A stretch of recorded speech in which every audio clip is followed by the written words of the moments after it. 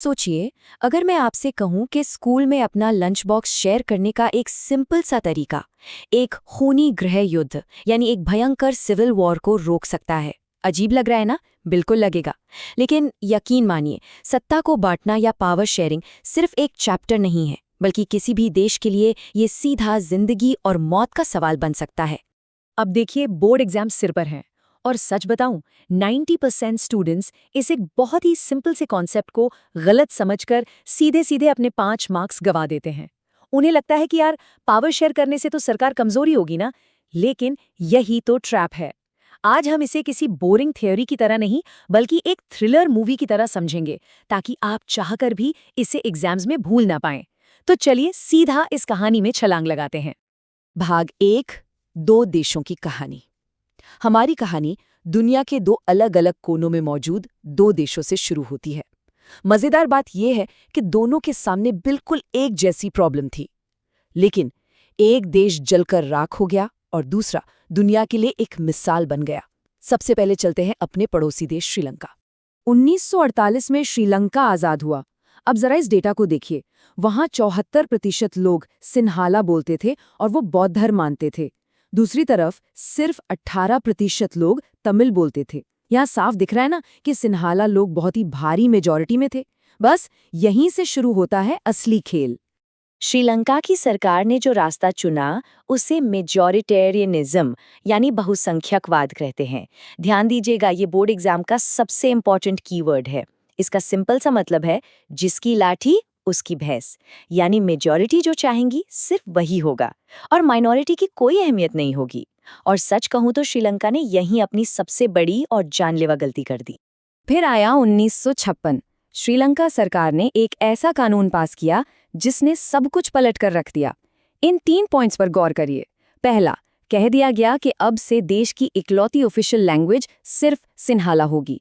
दूसरा, यूनिवर्सिटी और सरकारी नौकरियों में भी सिर्फ सिन्हाला लोगों को ही फेवर किया जाने लगा। और तीसरा, सिर्फ बौद्ध धर्म को प्रमोट किया गया। अब आप खुद सोचिए, उस समय वहां रहने वाले तमिलों को कैसा लगा होगा? ऐसा लगा होगा ना जैसे उनके ही देश में उनके साथ धोखा हो गया। लेकिन रुकिए, असली ट्विस्ट तो अब आना बाकी है। जब भी आप किसी कम्युनिटी के अधिकारों को इस तरह लगातार कुचलते हैं तो वो चुप नहीं बैठते। श्रीलंकाई तमिलों ने अपने हक के लिए आवाज उठाई, लेकिन सरकार ने उन्हें पूरी तरह इग्नोर कर दिया। इसका नतीजा क्या हुआ? एक भयंकर गृह युद्ध, एक खौफनाक सिविल वॉर। पूरे देश में खून खराबा हुआ, हजारों बेगुनाह लोग मारे गए और देश की बनी बनाई इकोनॉमी पूरी तरह बर्बाद हो गई। सिर्फ पावर शेयर न करने की एक छोटी सी जिद ने एक इतने खूबसूरत देश को तबाह कर दिया। भाग 2, बेल्जियम का मास्टरमाइंड आइडिया। अब हमारी कहानी मुड़ती है यूरोप की तरफ। एक देश है बेल्जियम, जो हमारे हरियाणा राज्य से भी छोटा है, लेकिन यहाँ की जो पजल थी ना, वो श्रीलंका से 10 गुना ज्यादा कॉम्प्लिकेटेड थी। कैसे? आइए देखते हैं। अगर आप इस मैप को देखेंगे तो पता चलेगा कि देश के 59% लोग इस पीले वाले फ्लेमिश इलाके में रहते हैं और डच भाषा बोलते हैं। वहीं 40% लोग इस लाल वाले वॉलोनिया इलाके में रहते हैं और फ्रेंच बोलते हैं।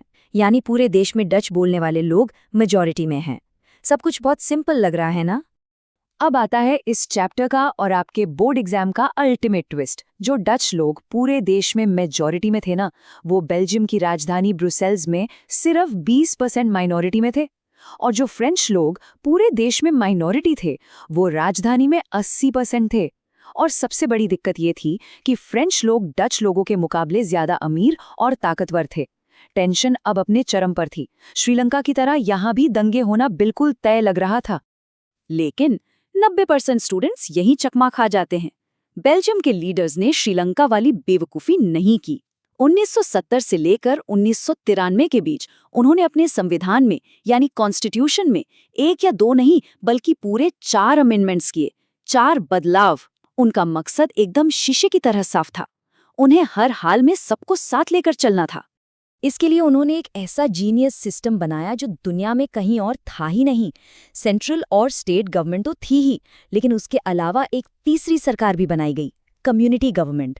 चाहे डच बोलने वाले हों, फ्रेंच बोलने वाले हों या जर्मन बोलने वाले, सब अपनी अपनी कम्युनिटी गवर्नमेंट चुनते थे, चाहे वो देश के किसी भी कोने में क्यों ना रहते हों। अब कल्चर, एजुकेशन और लैंग्वेज से जुड़े जितने भी फैसले थे वो यही सरकार लेती थी। तो चलिए आगे बढ़ने से पहले एक 10 सेकंड का क्विक रिकैप करते हैं। श्रीलंका ने जोर जबरदस्ती की, मेजॉरिटी को थोपने की कोशिश की और नतीजा वो गृह युद्ध की आग में जल गया। वहीं दूसरी तरफ बेल्जियम ने गजब की समझदारी दिखाई, पावर को अकोमोडेट किया और आज बेल्जियम इतना शांत और स्टेबल है कि यूरोपियन यूनियन का पूरा हेडक्वार्टर ही उसी ब्रुसेल शहर में है ना कमाल की बात। भाग 3, आखिर सत्ता की साझेदारी क्यों जरूरी है? अब सुनिए, अगर आपका ध्यान थोड़ा सा भी भटका है ना, तो स्क्रीन पर एकदम फोकस ले आइए, क्योंकि अब हम इस चैप्टर के उस कोर हिस्से में एंट्री मार रहे हैं जहां से बोर्ड एग्जाम्स में वो फेवरेट 3 मार्क का गारंटीड क्वेश्चन सीधा उठ कर आता है कि भाई आखिर हमें ये पावर शेयर करने की जरूरत ही क्या है। यहीं पर सबसे ज्यादा कंफ्यूजन होता है। अक्सर स्टूडेंट्स यही सोचते हैं कि अगर पावर को अलग अलग हिस्सों में बांट दिया तो फैसले लेने में देरी होगी और अल्टीमेटली सरकार कमजोर हो जाएगी। तो फिर ये पावर शेयरिंग अच्छी कैसे हो सकती है? देखिए, इसके पीछे 2 बिल्कुल सॉलिड और सटीक कारण हैं। पहला है प्रूडेंशियल, यानी युक्तिपरक कारण। इसे आप दिमाग से लिया गया एक बड़ा ही प्रैक्टिकल फैसला समझ सकते हैं। सिंपल सी बात है, अगर आप पावर शेयर करेंगे तो समाज में दंगे और लड़ाई झगड़े नहीं होंगे और आपका देश हमेशा स्टेबल रहेगा। और दूसरा है मॉरल या नैतिक कारण। ये थोड़ा दिल और उसूलों वाली बात हो गई। डेमोक्रेसी या लोकतंत्र का तो मतलब ही यही है ना कि असली पावर जनता के हाथ में हो। जिन लोगों पर आप शासन कर रहे हैं, कम से कम उनसे सलाह तो ली ही जानी चाहिए ना। अब एनसीईआरटी की ये वाली लाइन तो मैं कहूँगा बिल्कुल घोल कर पी जाइए। इसका सीधा और साफ मतलब ये है कि जब मेजॉरिटी वाले लोग माइनॉरिटी को डराते धमकाते हैं ना, तो शुरू में तो उन्हें बड़ा मजा आता है, लेकिन लॉन्ग टर्म में इससे जो बर्बादी होती है उसमें सिर्फ माइनॉरिटी नहीं बल्कि खुद मेजॉरिटी का भी बहुत बुरा हाल होता है। और श्रीलंका इसका सबसे परफेक्ट और जीता जागता एग्जाम्पल है। भाग 4, सत्ता की साझेदारी के 4 स्तंभ। दोस्तों, अगर नींद आ रही है तो उठ जाइए, क्योंकि अब हम इस पूरे चैप्टर के सबसे ज्यादा टेस्ट होने वाले हिस्से में आ गए हैं, पावर शेयरिंग के 4 रूप।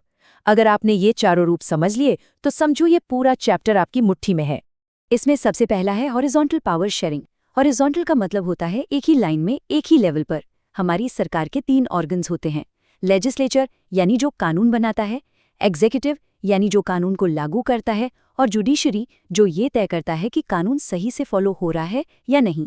इन तीनों के पास अपनी अपनी अलग पावर है और कोई भी एक दूसरे का बॉस नहीं है।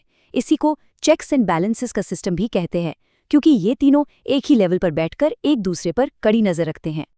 अब दूसरा रूप है वर्टिकल पावर शेयरिंग। वर्टिकल मतलब ऊपर से नीचे की तरफ। इसमें सबसे टॉप पर होती है सेंट्रल गवर्नमेंट, जो पूरे देश को हैंडल करती है। फिर उससे एक कदम नीचे आती है स्टेट गवर्नमेंट, जो अलग अलग राज्यों को देखती है। और सबसे नीचे आती है लोकल गवर्नमेंट, जैसे हमारे गांव में पंचायत या शहरों में नगर पालिका। यहाँ पावर का फ्लो बिल्कुल सीधा ऊपर से नीचे की तरफ होता है। तीसरा फॉर्म थोड़ा इंटरेस्टिंग है। ये है समाज के अलग अलग सोशल ग्रुप्स के बीच पावर शेयर करना। याद है ना, जैसे बेल्जियम ने अपनी भाषा के आधार पर वो कम्युनिटी गवर्नमेंट बनाई थी, बिल्कुल वैसे ही।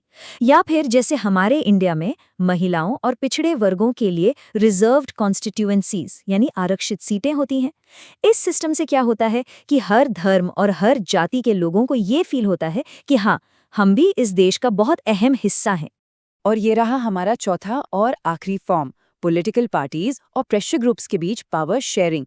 देखिए, जब चुनाव में किसी एक पार्टी को मेजॉरिटी नहीं मिलती तो कई पार्टीज मिलकर गठबंधन या कोalition की सरकार बनाती हैं, राइट?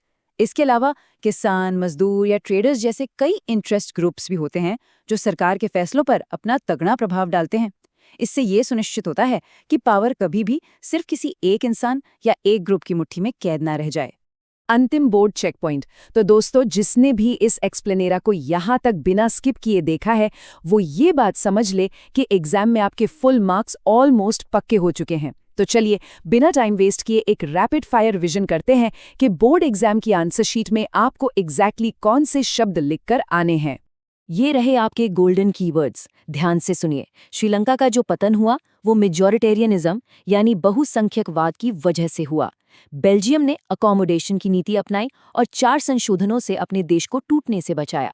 पावर शेयरिंग के 2 ही सबसे मुख्य कारण होते हैं, प्रूडेंशियल और मॉरल। और फाइनली इसके अलग अलग रूप हॉरिजॉन्टल और वर्टिकल होते हैं। अगर आपने एग्जाम में इन शब्दों का सही से इस्तेमाल कर लिया तो सच बता रहा हूं, ये आपके लिए एक अल्टीमेट चीट कोड साबित होगा। लेकिन जाते जाते मैं आपके लिए एक जबरदस्त सस्पेंस छोड़कर जा रहा हूं। बेल्जियम और श्रीलंका का किस्सा तो हमने डिटेल में समझ लिया, लेकिन जरा सोचिए, इंडिया जैसे इतने विशाल और विविध देश में वर्टिकल पावर शेयरिंग का एक पूरा अलग ही और एकदम बेहतरीन सिस्टम मौजूद है। आखिर वो सिस्टम काम कैसे करता है? इसी का जवाब हम तलाशेंगे अपने अगले चैप्टर के एक्सप्लेनेर में। तब तक इन कॉन्सेप्ट्स को अच्छे से रिवाइज करते रहिए और हाँ, पावर शेयर करने से डरिए मत। मिलते हैं नेक्स्ट टाइम।